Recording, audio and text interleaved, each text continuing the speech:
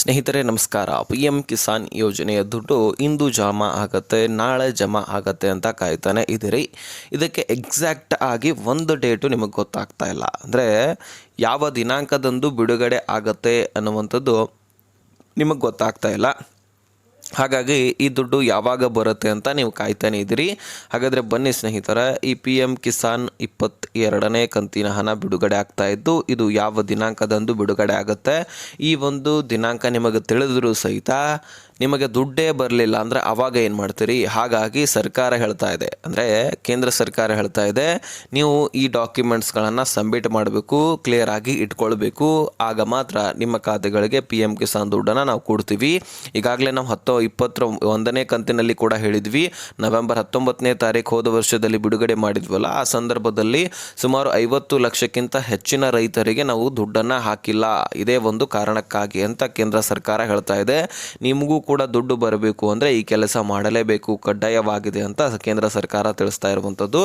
ಹಾಗಾದರೆ ಬನ್ನಿ ಸ್ನೇಹಿತರೆ, ಏನಿದು ವಿಷಯ, ಪಿ ಎಂ ಕಿಸಾನ್ ಯೋಜನೆಯ 22ನೇ ಕಂತು ಯಾವಾಗ ಬರ್ತಾ ಇದೆ, ಮೊದಲು ಯಾವ ಯಾವ ರಾಜ್ಯಗಳಲ್ಲಿ ಈ ದುಡ್ಡು ಬಿಡುಗಡೆ ಆಗಲಿದೆ, ಇದರೆಲ್ಲದರ ಬಗ್ಗೆ ನಾನು ಮಾಹಿತಿಯನ್ನು ಒದಗಿಸಿಕೊಡ್ತೀನಿ. ತೀರಾ ಇಂಪಾರ್ಟೆಂಟ್ ಮಾಹಿತಿ.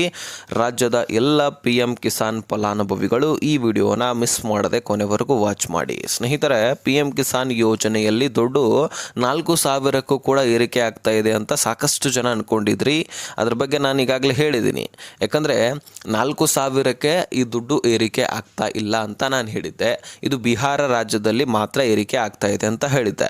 ಯಾಕಂದರೆ ಬಿಹಾರದ ರಾಜ್ಯ ಸರ್ಕಾರ ನಮ್ಮಲ್ಲಿ ಹೇಗೆ ಕಾಂಗ್ರೆಸ್ ಪಕ್ಷ ಆಡಳಿತಕ್ಕೆ ಬರೋಕ್ಕಿಂತ ಮುಂಚೆ ಗ್ಯಾರಂಟಿ ಯೋಜನೆಗಳನ್ನು ಘೋಷಣೆ ಮಾಡಿ ಮಹಿಳೆಯರು ವೋಟ್ ಹಾಕಿದ್ರು, ಆರಿಸಿ ತಂದರು, ಗ್ಯಾರಂಟಿ ಯೋಜನೆಗಳನ್ನು ಜಾರಿ ತಂದರು, ಈಗ ಕೊಡ್ತಿದ್ದಾರೆ. ಒಂದು ಕಂತು ಮಿಸ್ಸು, ಒಂದು ಕಂತು ಕೊಡೋದು, ಇದೆಲ್ಲ ಬೇರೆ ವಿಷಯ. ಒಟ್ಟಾರೆಯಾಗಿ ಜಾರಿ ಮಾಡಿದಾರಲ್ವ. ಹಾಗೆ ಅಲ್ಲಿರ್ತಕ್ಕಂತಹ ಬಿಹಾರದ NDA ಸರ್ಕಾರ, ನಾವು ಏನಾದರೂ ಚುನಾವಣೆಯಲ್ಲಿ ಆಯ್ಕೆ ಆಗಿದ್ದೆ ಆದರೆ, ಅಂದರೆ ನೀವು ನಮ್ಮನ್ನು ಆಯ್ಕೆ ಮಾಡಿದ್ದೆ ಆದರೆ ನಾವು ಪಿ ಎಂ ಕಿಸಾನ್ ಯೋಜನೆಯ ದುಡ್ಡು ಬರ್ತಾ ಇದೆ ಅಲ್ವಾ ಕೇಂದ್ರ ಸರ್ಕಾರದಿಂದ, ಈಗ ಅದರ ಜೊತೆಗೇ ಕೈ ಜೋಡಿಸಿ ಇನ್ನೂ 2,000 ಹೆಚ್ಚಳ ಮಾಡಿ ಜಮಾ ಮಾಡ್ತೀವಿ ಅಂತ ಹೇಳಿದರು.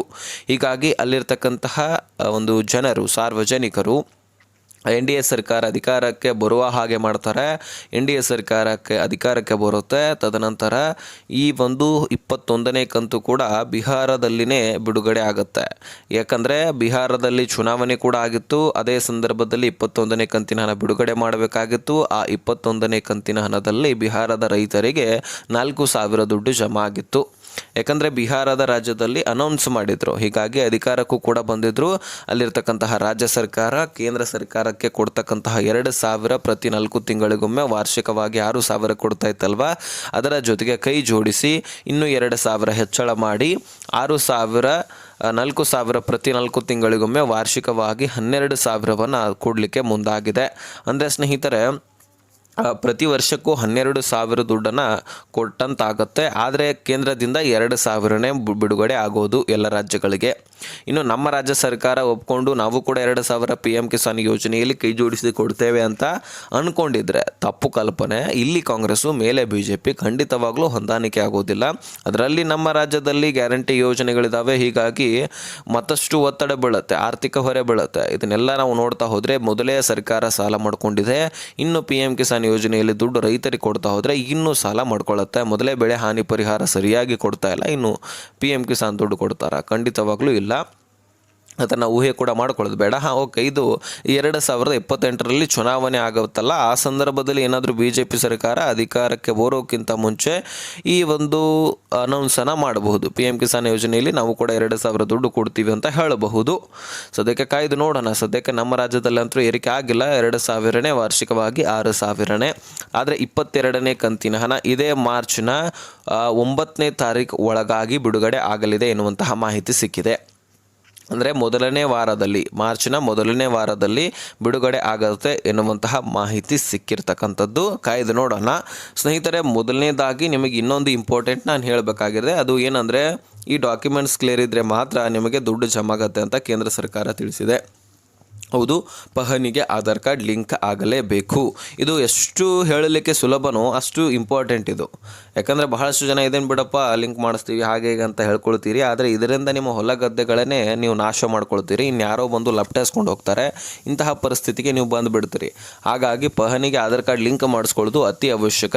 ಪಹಣಿಗೆ ಆಧಾರ್ ಕಾರ್ಡ್ ಲಿಂಕ್ ಮಾಡೋದ್ರಿಂದ ನಿಮ್ಮ ಆಸ್ತಿ ಪಾಸ್ತಿಗಳು ಪ್ರೊಟೆಕ್ಟ್ ಆಗಿ ಇರೋದರ ಜೊತೆಗೆ ನಿಮ್ಮ ಹೆಸರಿನಲ್ಲಿ ಉಳಿಯೋದರ ಜೊತೆಗೆ ನಿಮಗೆ ಸಿಗ್ತಕ್ಕಂತಹ PM ಕಿಸಾನು, ಬರ ಪರಿಹಾರ, ಫಸಲ್ ಬಿಮಾ ಯೋಜನೆ, PM ಕಿಸಾನ್ ಯೋಜನೆ, ಉಳಿದಂತಹ ರೈತರಿಗೆ ಸಬ್ಸಿಡಿ ಮುಖಾಂತರ ಟ್ರ್ಯಾಕ್ಟರ್ ಕೊಡೋದು, ಅದೇ ರೀತಿಯಾಗಿ ಹೊಲ ಗದ್ದೆಗಳಲ್ಲಿ ಇನ್ನಿತರ ಗೊಬ್ಬರ ಸೌಲಭ್ಯ ಇದೆಲ್ಲವೂ ಕೂಡ ನಿಮಗೆ ಸಿಗ್ತಾ ಇರುತ್ತೆ. ಹಾಗಾಗಿ ಈ ಒಂದು ಲಿಂಕ್ ಮಾಡಿಸ್ಕೊಳ್ಳೋದು ಅತ್ಯವಶ್ಯಕ. ಒಂದು ಪಹಣಿ, Aadhaar card, passport size photo, mobile ಸಂಖ್ಯೆ ತೆಗೆದುಕೊಂಡು ನಿಮ್ಮ ತಾಲೂಕಿನಲ್ಲಿರ್ತಕ್ಕಂತಹ ಗ್ರಾಮ ಪಂಚಾಯಿತಿಗೆ ಹೋದರೆ ಅಲ್ಲಿ ಇರ್ತಕ್ಕಂತಹ ಅಧಿಕಾರಿಗಳು ಲಿಂಕ್ ಮಾಡಿಸ್ಕೊಡ್ತಾರೆ.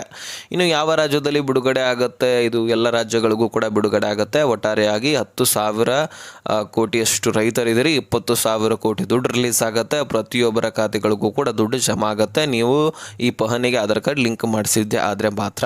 ಸೊ ಇದಿಷ್ಟು ಇನ್ಫಾರ್ಮೇಷನ್ ಆಗಿತ್ತು. ಏನೇ ಕ್ವಶನ್ಸ್ಗಳಿದ್ರು ಡಿಸ್ಕ್ರಿಪ್ಷನಲ್ಲಿ ಇನ್ಸ್ಟಾಗ್ರಾಮ್ ಲಿಂಕ್ ಇರುತ್ತೆ, ಅಲ್ಲಿಂದ ಮೆಸೇಜ್ ಮಾಡಿ. ವಿಡಿಯೋ ನೋಡಿದ್ದಕ್ಕೆ ಧನ್ಯವಾದ. ಹಾಗೆ ಸಬ್ಸ್ಕ್ರೈಬ್ ಮಾಡ್ಕೊಳ್ಳಿ. ಈ ವಿಷಯವನ್ನು ಎಲ್ಲ ರೈತರಿಗೆ ಶೇರ್ ಮಾಡಿ.